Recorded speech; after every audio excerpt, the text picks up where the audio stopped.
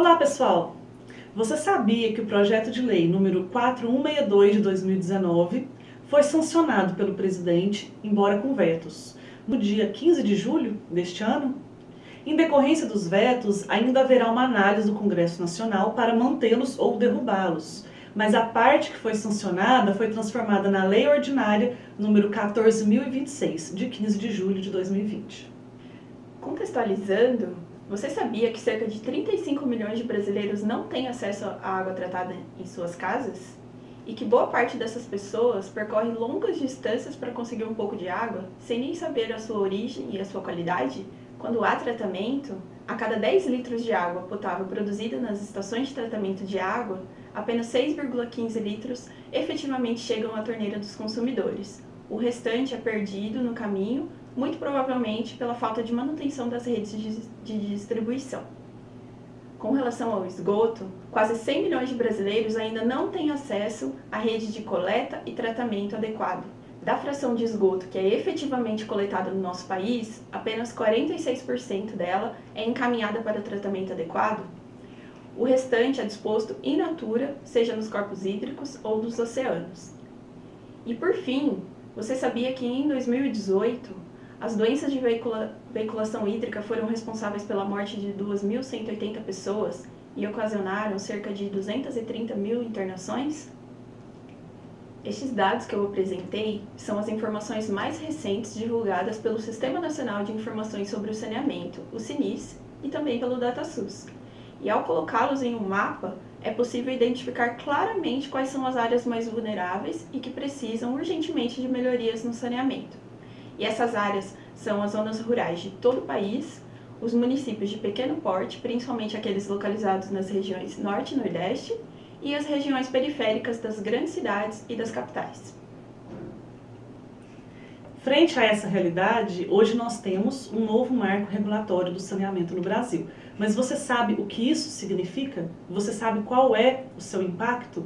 Então nós falaremos agora sobre um pouco do histórico de regulação do saneamento no Brasil, sobre as novas metas para a universalização desse serviço e sobre outras alterações que nós tivemos na legislação a respeito desse assunto.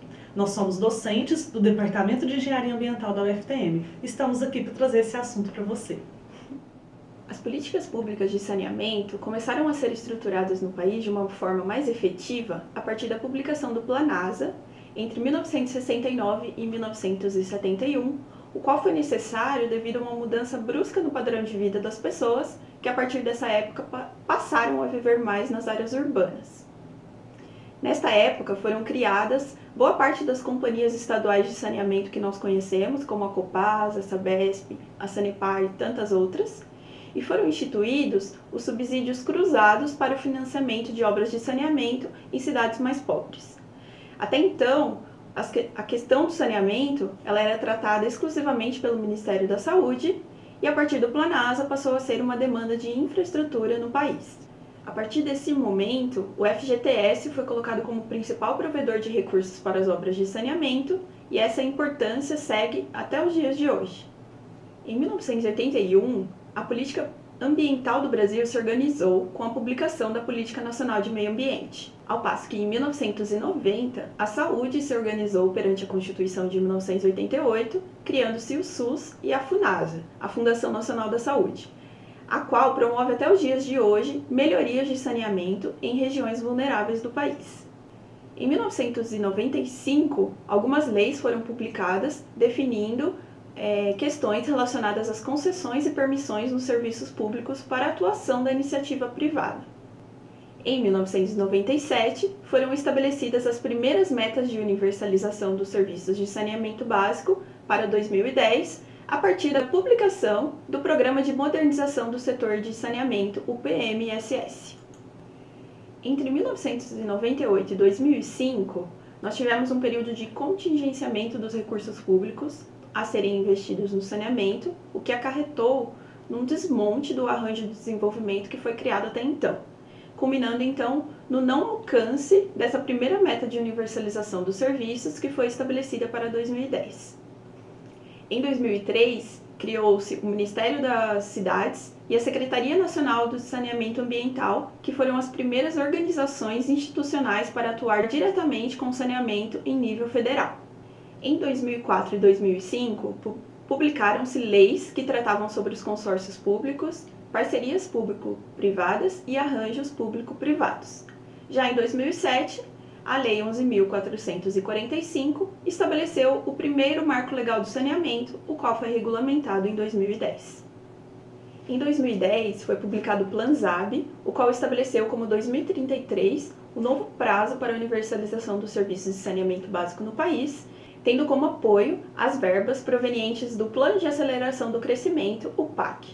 Entretanto, nos últimos anos, os investimentos anuais em serviços de saneamento básico foram caindo drasticamente, desde aproximadamente uma média de 9 bilhões por ano, que foi registrada em 2015, até um valor de 835 milhões, que foi investido em 2019. E tudo isso motivou ainda mais a retomada da discussão sobre um novo marco regulatório do saneamento. Bom, e para a gente falar então das mudanças que aconteceram, a gente precisa saber como era antes. A Lei 11.445, que instituiu a Política Nacional do Saneamento Básico, ela foi uma lei muito importante, ela foi uma lei muito boa por diversos motivos. O primeiro deles é que ela definiu os 4 serviços básicos de saneamento.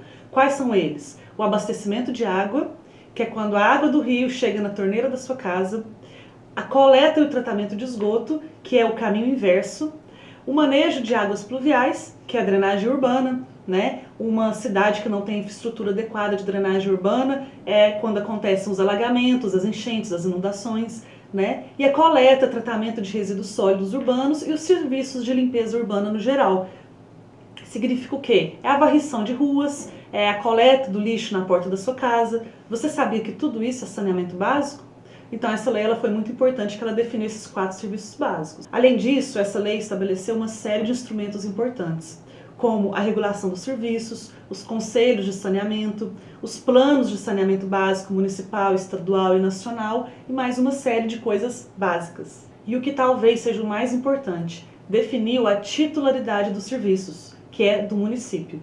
Então esse conjunto de coisas mexeu com o setor, né? Inclusive o Plano Nacional de Saneamento, ele fixou prazos para a universalização dos serviços e definiu metas específicas para cada região.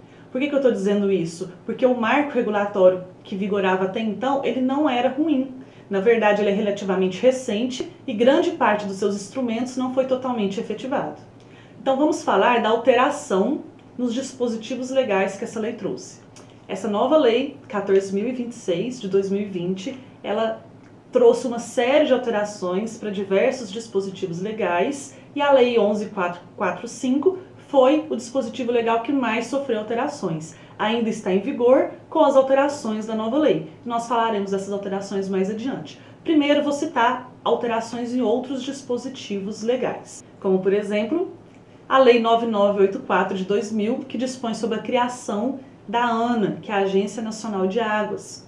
Essa autarquia, que é responsável pela implementação da Política Nacional de Recursos Hídricos, ela passa agora a se chamar Agência Nacional de Águas e Saneamento Básico, mas a sigla ANA permanece a mesma, né? E ela tem competência agora para editar normas de referência para a regulação dos serviços públicos de saneamento básico.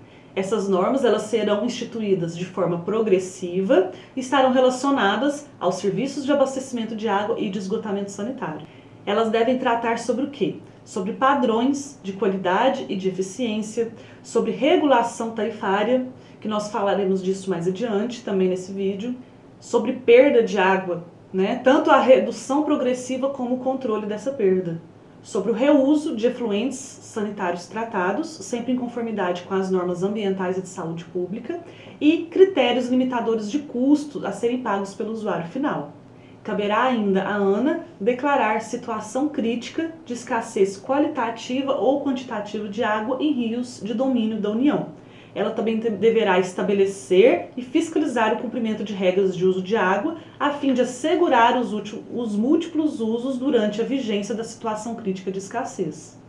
A Lei 10.768 de 2003, que estabelece sobre o quadro de pessoal da ANA, ela também sofre alterações. no que diz respeito ao nome e às atribuições do cargo do especialista em recursos hídricos e saneamento básico. Uma outra legislação é a Lei 12.305 de 2010, que inclusive institui a Política Nacional de Resíduos Sólidos. Ela vai ser alterada em duas coisas, principalmente no que diz respeito aos planos municipais de gestão integrada de resíduos sólidos e também à existência de lixões. Uma outra legislação é a Lei 13.089 de 2015, que institui o Estatuto da Metrópole. Ela é alterada ao estender as regras do referido estatuto às unidades regionais de saneamento básico.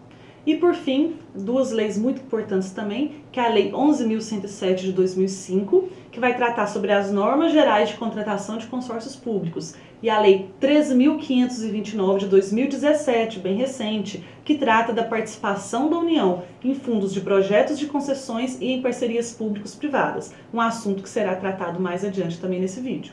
Então, como nós já vimos, nós temos diversas alterações do marco regulatório então vigente e em outros dispositivos legais. Vamos falar agora de cada uma dessas alterações?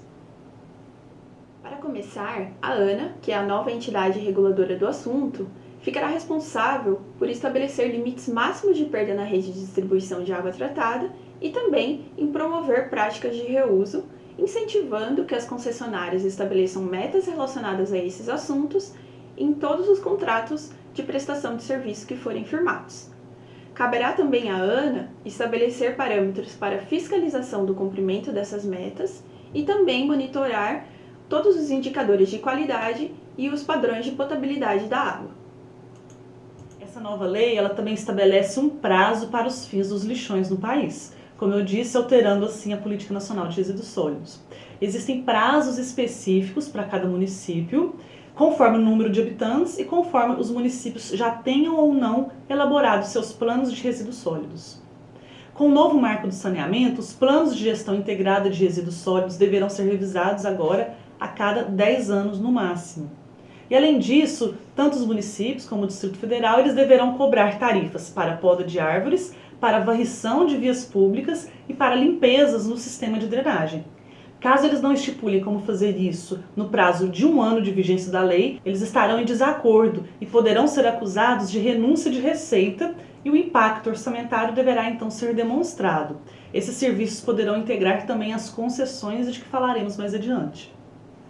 As concessionárias de saneamento devem ampliar o fornecimento de água para até 99% da população e a coleta e tratamento de esgoto para 90% da população até o final de 2033. O novo marco regulatório também prevê a possibilidade de extensão desse prazo até 2040, caso se comprove a inviabilidade técnica ou financeira. Caso essas metas não sejam cumpridas, as empresas poderão perder o direito de executar o serviço. Bom, e mais uma alteração. Como eu já disse aqui, a titularidade dos serviços hoje é do município. E como funciona? Os municípios, eles firmam acordos direto com as empresas estaduais de água e esgoto sob o chamado contrato de programa. Esses contratos, eles contêm regras de prestação e tarifação, mas permitem que as estatais assumam o serviço sem nenhuma concorrência. O novo marco vai extinguir esse modelo, transformando-o em contratos de concessão com a empresa privada que vier assumir a estatal, e torna obrigatória a abertura de licitação envolvendo empresas tanto públicas como privadas. Por esse projeto, os contratos de programa que estão em vigor hoje, eles serão mantidos até março de 2022 e eles poderão ser prorrogados por 30 anos. No entanto, esses contratos eles deverão comprovar viabilidade econômico-financeira, ou seja, as empresas devem demonstrar que conseguem se manter por conta própria. E de acordo com essa nova lei, essas normas também poderão ser aplicadas aos convênios de cooperação, que poderão ser firmados por blocos de município para a contratação do serviço de saneamento de forma coletiva. Hoje, o modelo funciona por meio de subsídio cruzado. As grandes cidades, atendidas por uma mesma empresa, ajudam a financiar a expansão do serviço aos municípios menores e mais afastados e nas periferias. Já o projeto aprovado, ele determina o quê? Que para esse atendimento, os estados componham grupos ou blocos de municípios que contratarão serviços de forma coletiva. E os municípios de um mesmo bloco, eles não precisam necessariamente ser vizinhos. A adesão é voluntária. Uma cidade pode optar por não ingressar nesse bloco e licitar sozinha.